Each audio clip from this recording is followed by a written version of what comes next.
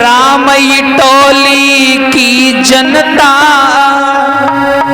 और सब लियो मेरी नमस्ते। कल यहाँ से हम जाएंगे कुछ रोते कुछ हंसते। अरे 7 दिना मेरी माताओं बहनों हंसी हंसी कथा सुनाई और कल सवेरे आपके गांव से शिवम की होए विदाई।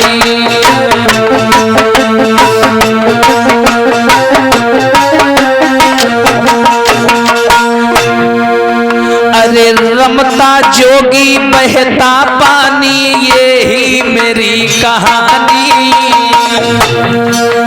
अरे रमता जोगी बहता पानी यही मेरी कहानी। और आज यहाँ पर कल कहीं पर बहेगो शीतल पानी।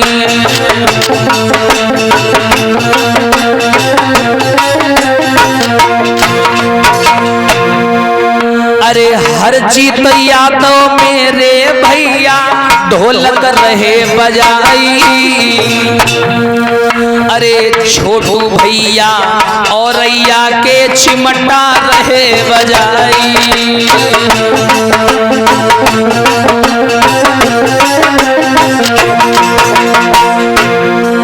ये आप सभी के बीच में जो चिमटा पर संगति कर रहे हमारे छोटू भाई जो जिला औरैया के रहने वाले हैं, जो इटावा के पास में पड़ता है, जो घड़ा बजा रहे हैं, ये हमारे काका लगते हैं। हम लोगों ने इनका एक तरीके से नाम रख दिया है सम्मान के रूप में।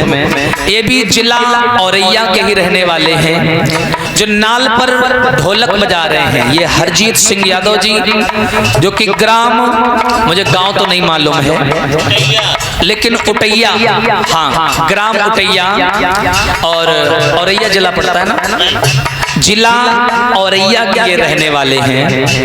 और ये जो कैमरा पर संगति कर रहे हैं सुशील कुमार, ये भी जिला औरैया के ही रहने वाले हैं। अरे मेरे प्यारे मयंक मामा सबको कथा सुनाई। अरे मेरे प्यारे मयंक मामा सबको कथा सुनाई। और कल सवेरे तुम्हारे गांव से सबकी होए विदाई।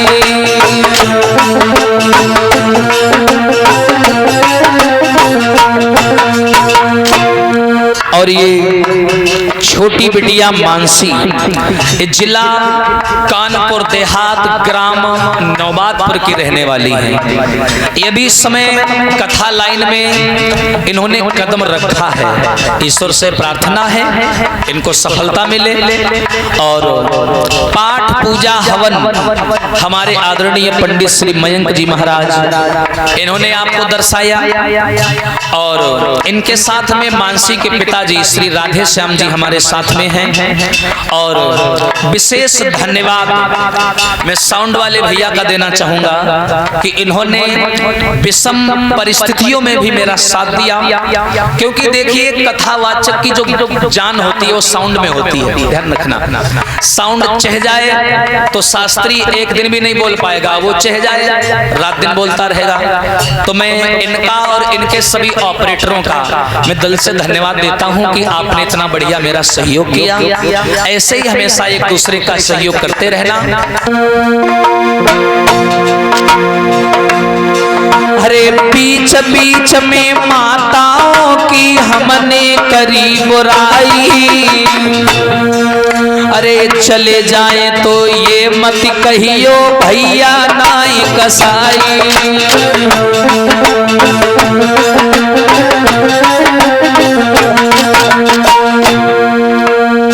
कल सवेरे इस गांव को अलविदा कहकर के मैं चला जाऊंगा, और जीवन अगर रहा, परमात्मा की कृपा रही, तो फिर आपसे कभी मुलाकात होगी।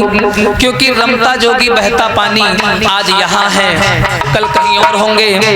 नवरात्रि आ गई है, 15 अक्टूबर से हमारी कथा डिस्ट्रिक्ट लखीमपुर नेपाल बॉर्डर पर शुरू होने जा रही है। उसके बाद में हमारी कथा उन्नाव में, फिर हरदोई में, फिर उन्नाव में, ऐसे में अपने जिले में, और इधर बुंदेलखंड, MP, यानी ऐसा कोई जिला नहीं हमसे बचा जहां मैं गया नहीं हूं। ये सब ईश्वर की कृपा और आप सबका आशीर्वाद है। इस टूटी फूटी वाणी से जो भी बना मैंने आप लोगों को सुनाया। खैर मैं इतना बड़ा बुद्धिमान नहीं हूं, इतना बड़ा ज्ञानी भी नहीं हूं, पर जो भी गुरु जी के आशीर्वाद से हमको मिला मैंने आप लोगों को सुनाया। इन 7 दिनों में हमसे या हमारे स्टाफ के किसी भी मेंबर से, किसी भी लड़के से कोई भूल नजर आई हो तो माताएं अपना बेटा, बहनें अपना भाई, पिता अपना पुत्र समझ करके मुझे माफ करना। देखिए मैं स्पीच देता हूँ रात दिन, हम वक्ता हैं, रात दिन बोलते रहते हैं, माइक में बकते रहते हैं, चिल्लाते रहते हैं, जिससे माइंड में गर्मी बढ़ जाती है। 5-5 घंटे 4-4 घंटे बोलना मजाक नहीं है। अच्छे लोग आए और बोल करके चले गए दुनिया से, और मेरी 23 इयर्स उम्र है, भी 23 साल की उम्र में मैं इतनी कथाएं लगातार कर रहा हूं, और किसी के लाल में क्षमता नहीं जो लगातार कथाएं कर ले। रात दिन बोलना पड़ता है, शरीर पर लोड पड़ता है, लेकिन ये सब आप लोगों का आशीर्वाद है और कुछ नहीं है। इसीलिए मैं यही कहना चाहूंगा, रात दिन बोलते बोलते दिमाग में गर्मी चढ़ जाती है। कभी कभी हमारी जुबान से ऐसे शब्द निकल जाते हैं गद्दी से जो नहीं निकलने चाहिए, जुबान लड़खड़ा जाती है। 24 घंटे बोलते रहते हैं हम लोग। तो मैं उन शब्दों को, अगर कोई शब्द किसी की आत्मा को ठेस पहुंचा रहा हो, मैं उन सभी शब्दों को वापस लेता हूं और क्षमा मांगता हूं, हो जाता है। लेकिन जाते जाते यही कहूंगा कि हम परदेसी फकीर कौ दिन याद करोगे, हम परदेसी फकीर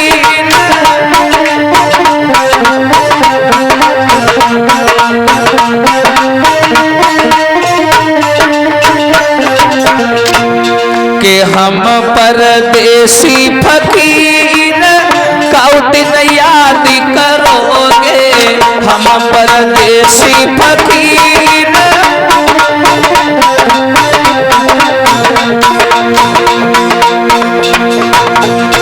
अरे रमता जोगी बहता पानी,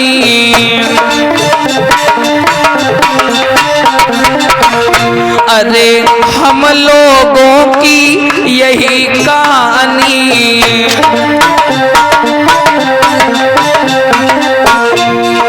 बुरी है मेरी तकदीर कौ दिन याद करोगे, हम परदेसी फकीर।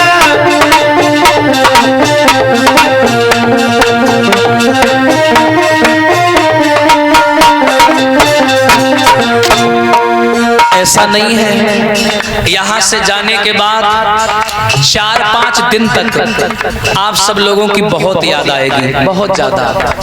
मैं 7 दिन रोहित भैया के घर पर रहा, इन्होंने छोटा भाई समझ करके सीने से लगाया, इतना मान सम्मान दिया।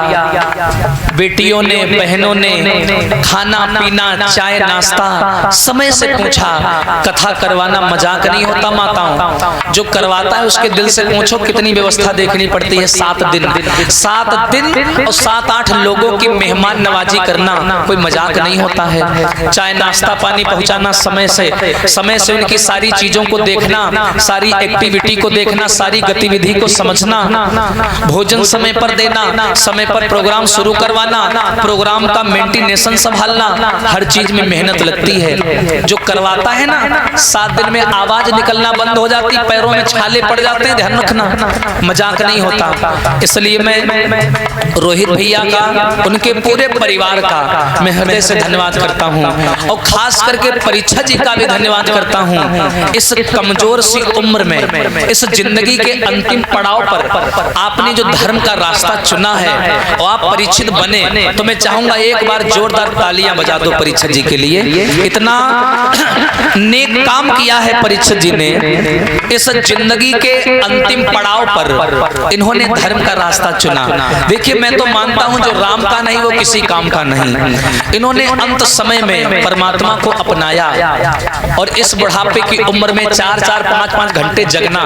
मैं समझ जाता था परीक्षित जी को नींद आ रही है, पर मैं टोंकता नहीं था बीच में। चलो ठीक है, बुढ़ापे की पोजीशन है, हो जाता है। के सबसे सिया राम हमारी चलन की बेरा, सबसे सिया राम हमारी चलन की बेरा।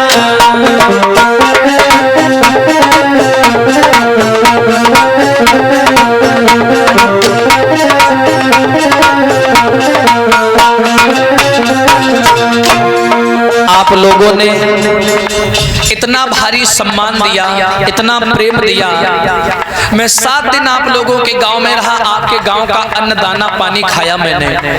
मेरे जिंदगी में जब से मैं सफल हुआ, सक्सेस हुआ, कभी कोई दिक्कत नहीं आई। बस एक बार, आपके गांव के बगल में गांव पड़ता है चौफेरवा, वहां मेरी पिछले साल कथा लगी, लेकिन पता नहीं क्या हुआ, मैं जीवन में कभी बीमार नहीं हुआ। और ऐसा हुआ, कथा में अगर मैं बीमार भी हो जाता हूँ तो दवाई ले लेता हूँ, लेकिन कथा जरूर कहता हूँ, चाहे मर जाऊं गद्दी पर, लेकिन कथा कहूंगा। मैदान से पीछे हटने वाला व्यक्ति नहीं हूं मैं। लेकिन चौफेरवा में पता नहीं मालिक हमसे रूठ गया, वहां मेरी हालत बहुत खराब हो गई। हमारे चौफेरवा के भाइयों ने हमको बड़ा मेहनत से बुलाया था वहां पर कि शिवम भैया की कथा सुनेंगे, लेकिन क्या करें, मैं एक दिन भी गद्दी पर बोल नहीं पाया। मेरी हालत खराब हो गई, मुंह से आवाज निकलना बंद हो गई, पूरा शरीर पीला पड़ गया। हमको तो यही लगा हमारा समय आ गया, क्योंकि गायकी एक जानलेवा चीज होती है। गायकी करना कोई मजाक नहीं होता है। फेफड़ा खिंचते हैं, लीवर खिंचता है, लोड पड़ता है बॉडी के अंदर, है ना। लेकिन अगर आपका खान पान सही है तो नो प्रॉब्लम, कोई दिक्कत नहीं है। लेकिन चौफेरवा के भक्तों का मैं धन्यवाद देता हूँ इस गांव के मंच से कि उन्होंने मुझे दोबारा फिर अपनाया। और फिर इस साल चौफेरवा में, अगली साल होली के समय मैं आ रहा हूँ। अगर आप लोगों को समय मिले तो कथा सुनने जरूर आना चौफेरवा में। वहां के भक्तों ने मुझे दोबारा अपनाया। मैं वहां कथा नहीं कह पाया, मेरी तबीयत खराब हो गई, तो मैं अपने बच्चों के साथ में, अपने कलाकारों के साथ मैं घर वापस चला आया। उसके बाद मुझे 3 महीना लग गए शरीर को रिकवर करने में। 3 महीना, इतनी हालत खराब हो गई थी, पता नहीं क्या हो गया। मेरे मम्मी पापा परेशान, कहीं इसके पास ले जाएं, कहीं उसके पास।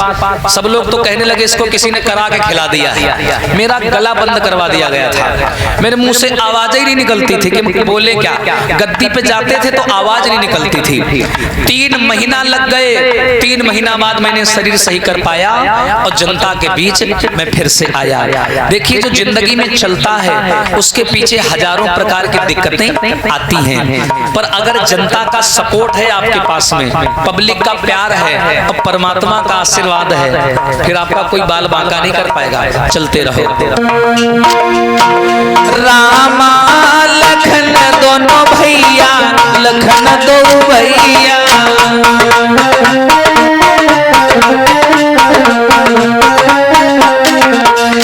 रामा लखन दोनों भैया, लखन दो भैया।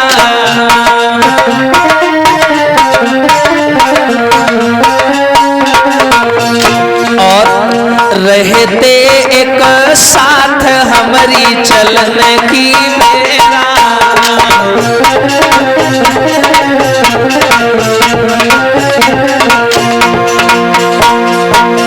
सबसे सिया राम हमारी चलन की बेरा।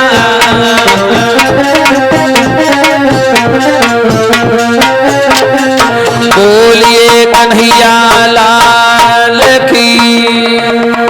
अब यही कहना चाहेंगे जाते जाते कि सब लोग ईश्वर का ख्याल करना, उनका नाम लेना, जीवन में एक दूसरे से कभी घृणा मत करना, नफरत मत